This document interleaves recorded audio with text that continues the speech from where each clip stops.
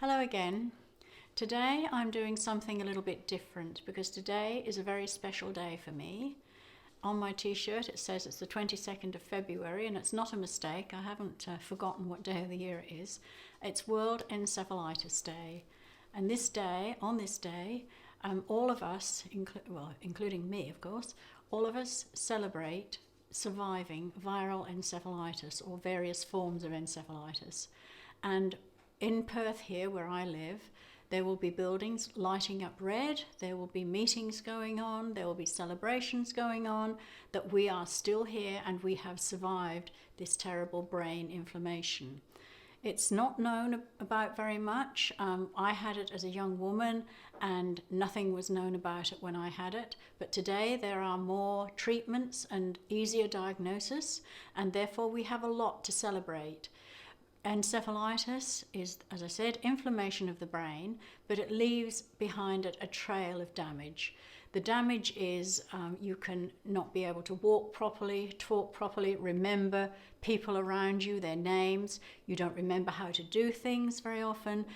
You can't remember huge periods of time in your life, and it robs you of who you were.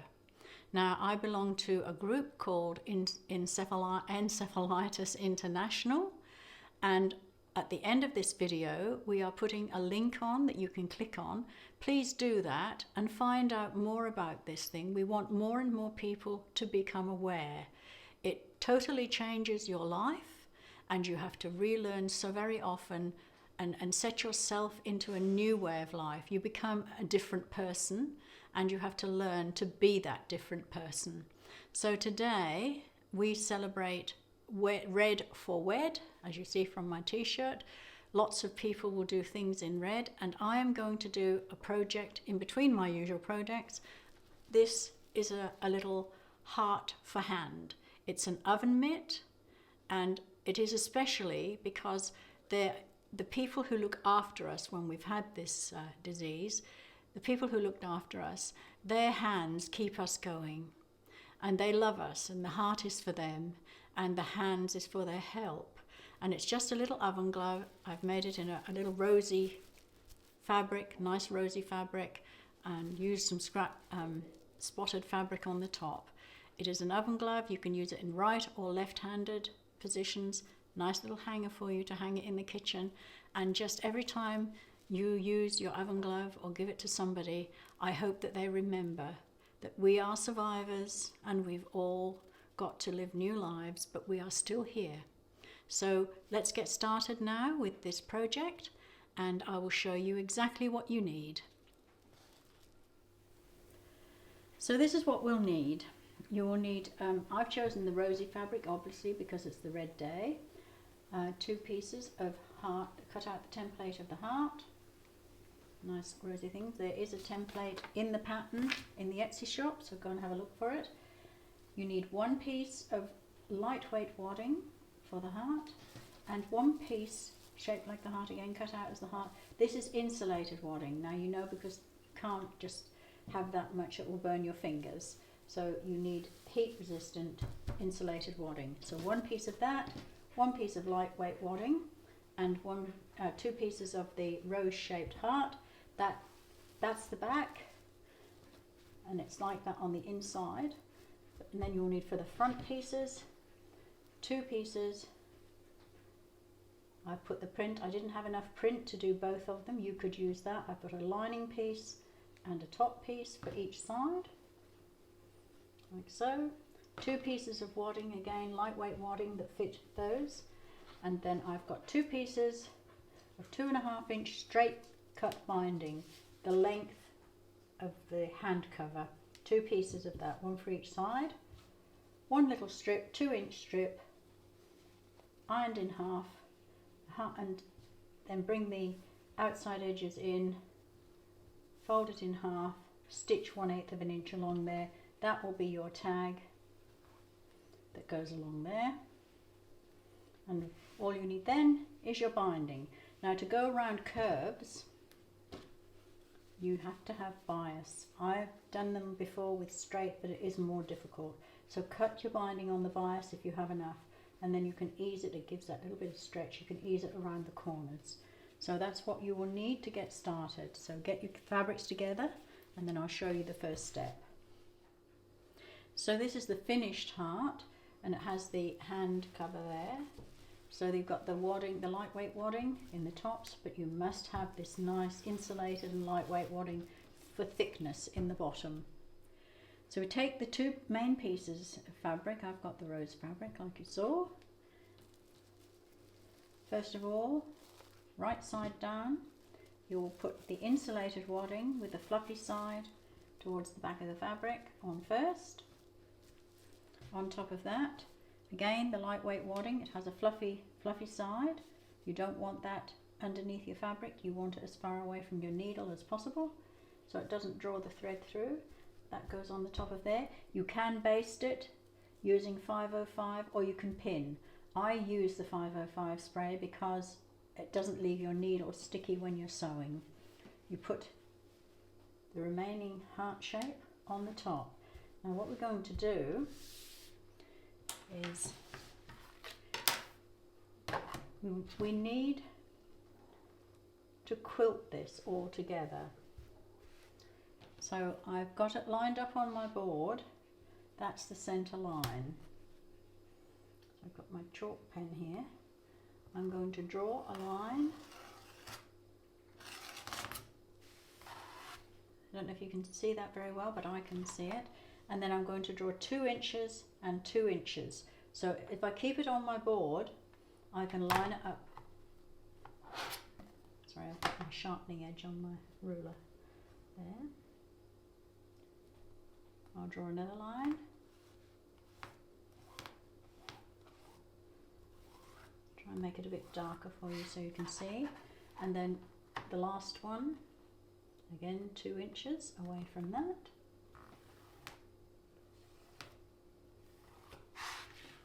And the same on the other side, so it's 2 inch gaps there. Line it up again with a 2 inch and chalk line it. And then the last one, again 2 inches.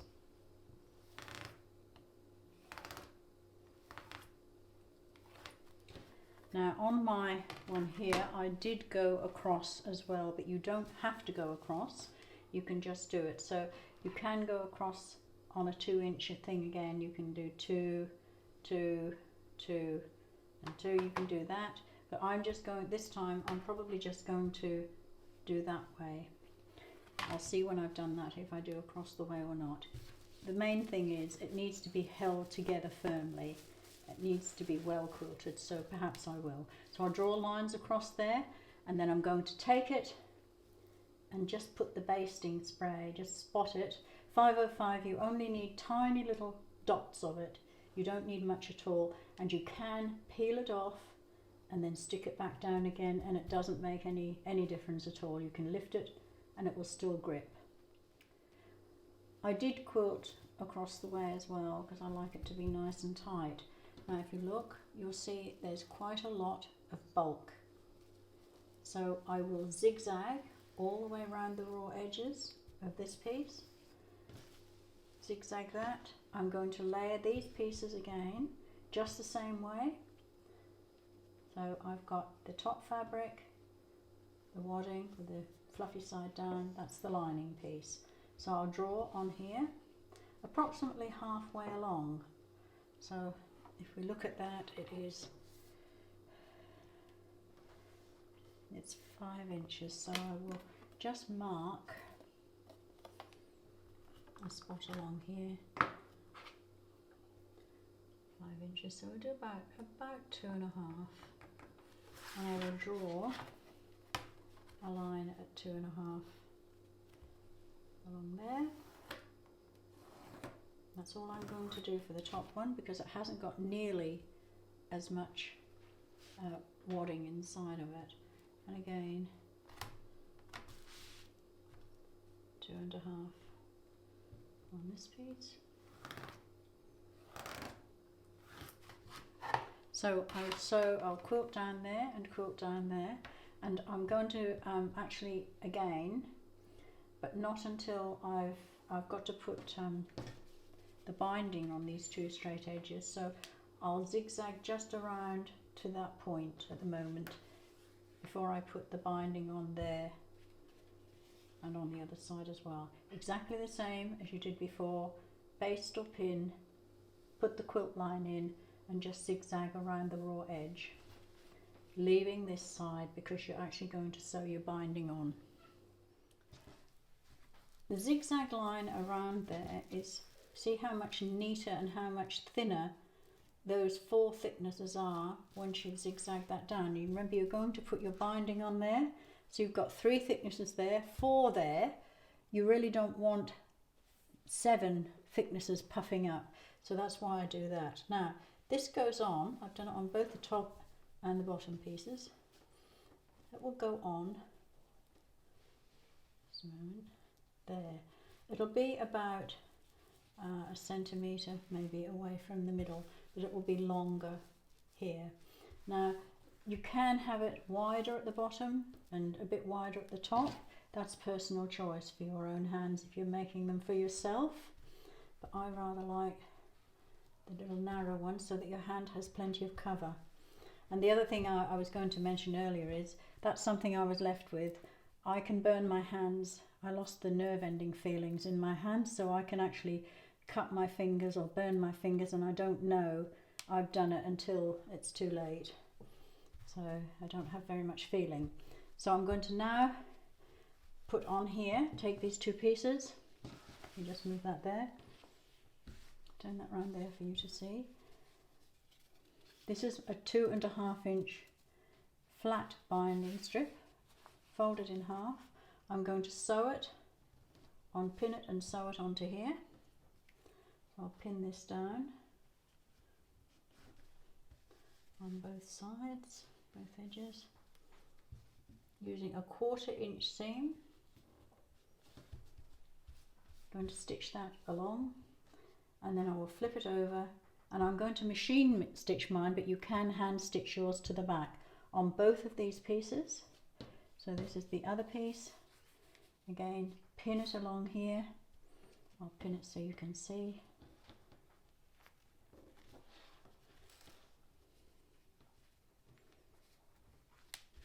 Those 2 pieces, sew that on and then trim it off at the top and the bottom.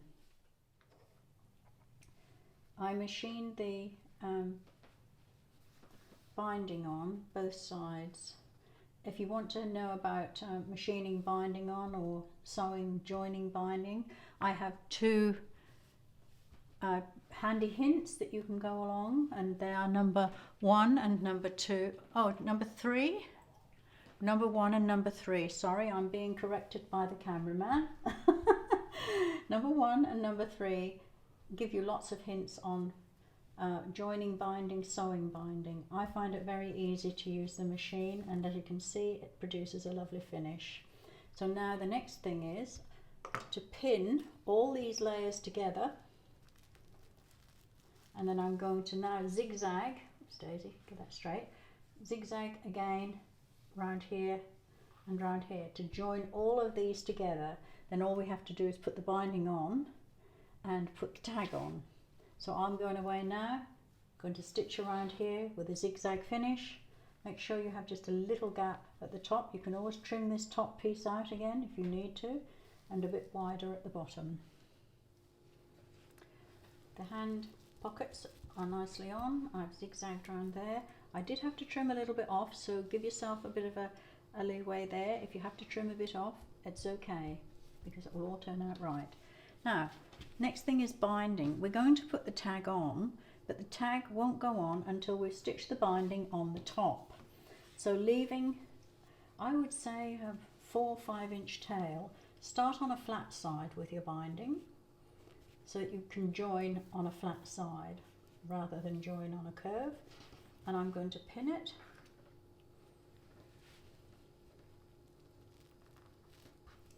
and stitch it down on the top, raw edge to raw edge there, all the way around. I'll pin it like this because I'm rather an awkward angle. Pin it in and stitch, leave that tail open. When you get to the other end, and you'll have another piece there to join, I'll come and show you how to join it. I'm going to stitch around the top, all the way around, right round there, and I'm going to stop stitching at about this point here, leaving a tail on both ends that are going to meet together. I told you about leaving the tail this end here, so I've left that. I've ironed this back, pressed this back, because we're now going to cut off at about 1/4 inch this piece, and about 1/4 inch of that piece. We're going to join those two together, and to join those two together I'm going to open them out. So this is the reason that you leave the tail. So I'm going to pin these two pieces together and stitch across there 1/4 inch, and then it will fold over really neatly. I've ironed out the seam of the join, the seam just there, flattened it a bit because I don't want it to get bulky. I have a thing about bulky seams, if you haven't noticed, and I'll just pin that there, because then I can carry on stitching my binding on, and it will go over there. The corner one will just go down like that, nice and pointed in the corner. There, just do it the same as you would normally. And now all that remains is the tag. Now the tag has to go on the back just here. So before I stitch my binding over to the back, I'm going to fold my tag in half, and I'm going to pin it approximately there, and I'm going to stitch through where I've put my binding on. I'm going to stitch along that line, catching that in. Just stitch along there to catch it in, and then once we've sewn the binding over the back, when I've hand stitched it over the back, I'm going to flip that up, turn it over, and just put a machine stitch right along where that seam joins there, so you won't see it, but it will hold my tag in place, and then it will be finished. So I will come back and show you when I've done that. So I finished the second one. As I told you, I put the binding on, sewn it to the back. I've caught the tag in on the back here, tucked it under and stitched it on the top here, so it goes all the way through. And that's my 2 oven gloves completed. So I think they look really good. They are red, as I said, because of World Encephalitis Day, when everything goes red for us, and you could do them in any colour. And I hope that you've enjoyed doing this, and if you have, remember to go along and have a browse in my Etsy shop, because the pattern for these is in there, and many of my other patterns too. And I'd love you to just go along and have a look, give us a thumbs up and subscribe, and remember that once you've done that, every new project I do will be arriving in your mailbox. That's the advantage. So as I said before, this is a project I have done because the people who suffer with encephalitis have carers. I had my cameraman, my husband, he cared for me, and it's a really hard job. But they are the ones that we love. They're the hands represented here, and we are the hearts that are grateful. So remember, if you can, to click on to Encephalitis International underneath this video and find out more about it. And if you have the opportunity, then join a support group or make more people aware of the damage and the life after having this disease. So thank you very much to everyone who is a carer, a supporter, or an administrator, whoever you are. I give you heartfelt thanks.